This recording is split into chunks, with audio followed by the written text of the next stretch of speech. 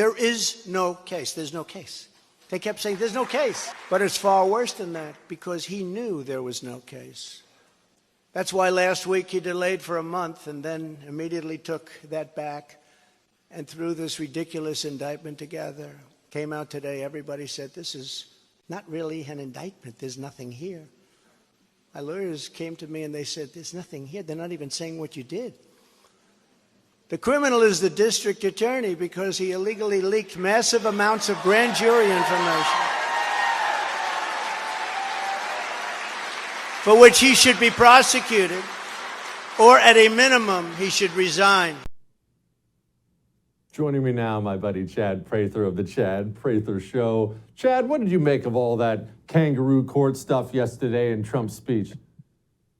Well, I can tell you what, Jesse, first of all, thank you for calling me your buddy. I'm honored in that introduction.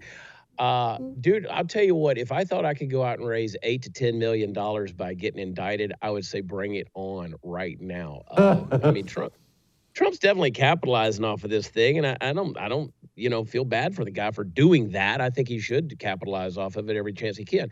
Listen, we're in dangerous times, right? I mean, if they can do that to Trump, if they can trump up, no pun intended, these charges and turn a misdemeanor into a felony, and as Alvin Bragg says, these are serious crimes, man, they can come after all of us. We're all in trouble with this. If this stands, if this is allowed to continue, we're in trouble. But typical Trump, Trump comes back to Mar-a-Lago. Everybody's there. They're crammed into that room waiting to hear what he's got to say.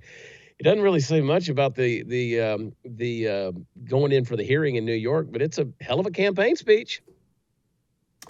Chad, setting Trump aside and all that stuff aside, one of the things I've been harping on a lot lately is we don't do the basics on the right yet. We talk about the presidency all the time and Trump and DeSantis in 2024. And in the meantime, we're getting blown out with critical Supreme Court races in Wisconsin. We don't raise the money. Yep. We don't get out the votes. We don't do the basic stuff that's not sexy, right? It's not flashy. But that's the stuff that actually matters. That's why they win these races and we lose. It frustrates me we don't focus on the basics. Yeah, that's the thing that frustrates me, too. I've said it for a number of years now. I said we call ourselves conservatives, but if all of a sudden the government was truly made smaller and more limited tomorrow, most of us wouldn't know what to do with ourselves because we've gotten so dependent upon big government. We talk a good game, but we don't really act on it. I've got a lot of people who say that because of this, Trump now has a shoe-in when it comes to 2024. If we don't fix the election process, he's not a shoe-in. I don't care. As long as we allow them to continue to game the system, we're going to continue to lose. Another thing that I've said for a number of years is we basically have had a three-chord strand that have held this country together, and that has been the education system, the media, as well as the courts. Now, we've lost the media, we've lost the education system long ago, and it would appear that we're losing the courts as well. For the last couple of years, Jesse, we've experienced a lot of tyranny in this country, stuff that we never would have thought we would put up with, from medical tyranny, corporate tyranny, the governmental tyranny, the shutdowns, the businesses closing, and then we've seen educational tyranny, and now we are seeing a judicial tyranny in a big way. If we don't change the game on this, and I mean at the grassroots level, people don't want to hear that because people don't pay attention. They don't pay attention to primaries. They don't pay attention to who their judges are, who their city councils are. Listen, Joe Biden or Donald Trump, neither of them are coming to my house. They're not coming to my neighborhood. I got to govern me first. That is the founding principle of being a conservative. I want self-government, and if I'm going to do that, I got to take care of business. We're not doing that. Chad, how do we begin? Where do we begin? Because the truth is, we do have jobs. We do have lives. We don't eat, sleep, and breathe this stuff. They do. The commie scum does. We do not. When I'm done doing this show, when you're done doing this show, we want to go hang out with the fam, have a beer, shoot guns. I don't want to go knock on doors. I don't want to go run for city council. I don't want to get involved. But we need to begin. We have to begin. What's step one? Where do we begin? Well, you don't have to do as grand of a thing that I did. I mean, on July 2nd of 2020, I decided I was going to run for governor in Texas, and I followed the primary process all the way through March 1st of 2022 for 19 months. I ran for office. You don't have to run for governor in your state, but I think you can have, you can be a county chair. You can get involved. You can attend your school board meetings. You can speak out. You can go on record. You can visit your city council. You can get to know your mayor. And again, hey, go have that beer and shoot a little pool with the mayor. These people are in your communities, and you should get to know them. And we've gotten so polarized that we're wanting to throw water on each other because we perceive each other as the fiery enemy that we don't want to, congregate with. But my God, man, if we're going to do anything, we've got to at least be able to transfer the ideas that are in this brain to that brain, and that communication process is a big deal. Most of us talk on social media. Well, actually, we like to bark and bite and each other. But if we would just communicate a little bit, face to face, person to person, I think we'd start to make some difference. And that's not pie in the sky. Get involved. Get involved. Take a little bit of your time. Figure out a way that you can actively get involved in the process that's going on around you.